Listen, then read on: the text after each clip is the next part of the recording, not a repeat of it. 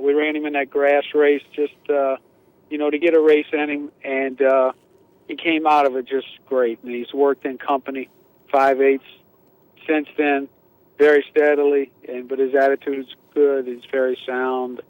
I couldn't be happy with the way he's doing. I hope he runs really well today. Dallas, a few weeks ago, you had a quarantine situation at Fairgrounds. Did it affect your work with him at that time? No, fortunately, we were able to train. It was only for an hour, but it didn't affect him. He trained steady. He was on a steady work pattern. We really didn't miss a day with him. So thank God he got to run in that race. Mm-hmm. And that grass race, it doesn't look that good on form, but actually he finished up good. I think if the race would have been a little bit further, he'd have been right there. And he galloped out really good after the race. So there was some positive things, that took place. That's kind of an interesting thing when you look at his form here. And I want to just go a little further with that. That grass race is really intriguing.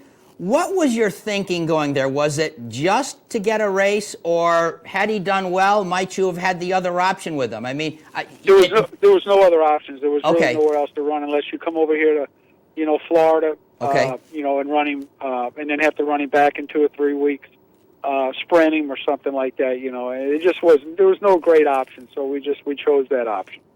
Now, here is for me an interesting part of following Macho again. And it's really fun to look at when you look at the past performance. He has a pretty well-established history of alternating good races and bad races. And guess what? The good ones due to come up this afternoon. But I want to ask you, is this more just a function of bad luck or bad trips at the right or wrong time? What is it with that? Well, the two bad races that he has on his form were both polytrack races. Oh, okay. So if you look at it like that, you'll see that,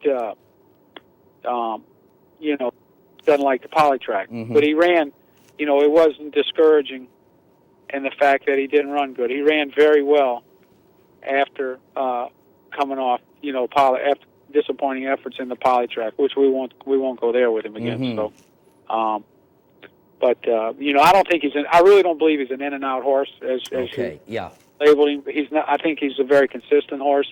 He's always trying, and he loves to run, and he's very competitive. But I think just keep him off them polytracks, and he'll be fine. All right, thank you for that. Now to your mare, Unforgotten, in the Distaff in California. She's never raced out there. What went into your decision to select this race? Well, it's 500,000. Okay. She was second to the favorite at Churchill. Another jump or two, she was going to go by her. Mm-hmm. And she's been very solid in her last 4 races. She has run on polytrack before, which I don't know if that means synthetic. Mm-hmm. But she runs well, and she's doing extremely well. She's doing very well. So we'll see. We're taking a look at that race right now, Dallas, for her in the treasure chest.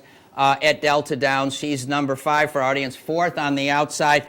That performance there, talk about it if you will, please.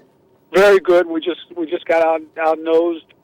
Very nice filly beater, Rolling Seek. She came back and won at Fairgrounds last weekend. So she got beat by some nice horses. Yeah. So she hopefully she'll have her day today. Okay, Dallas. Well, listen, we appreciate your speaking with us this morning here at Down the Stretch, and good luck both coasts this afternoon. How's the weather up there? Nice and warm and sunny? Don't say that to my partner. Oh. It's 20 and falling. Well, I'm just looking at the beach right now. There's a lot of people walking by, and it's sunny, and the palm trees are blowing. So y'all have a nice day. We're glad for you, Dallas. All right. Well, thank y'all for everything. You're right.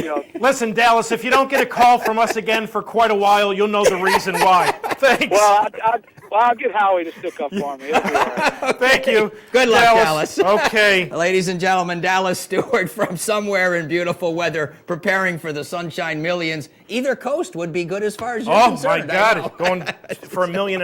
And 2 of the owners of Macho Again are local residents from Saratoga. They've been on this program several times.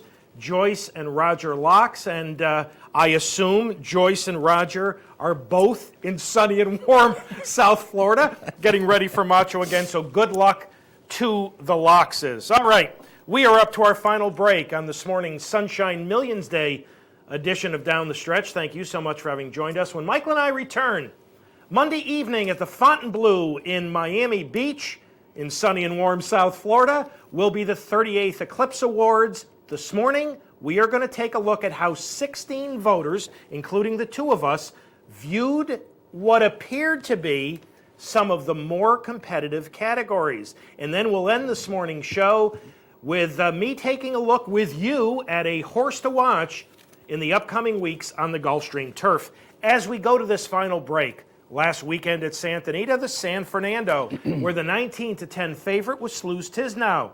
Upstate New York resident and regular viewer of this program, Bob Carper, one of the owners of El Gato Malo, the 9-2 second choice. I think my guess is that Bob got pretty excited as the San Fernando field approached the top of the stretch. So we'll take a look at the San Fernando going to the break, and Michael and I will be back with much, much more right after these messages. They run to the 3/8 pole now, and Muni is the leader. Booted puts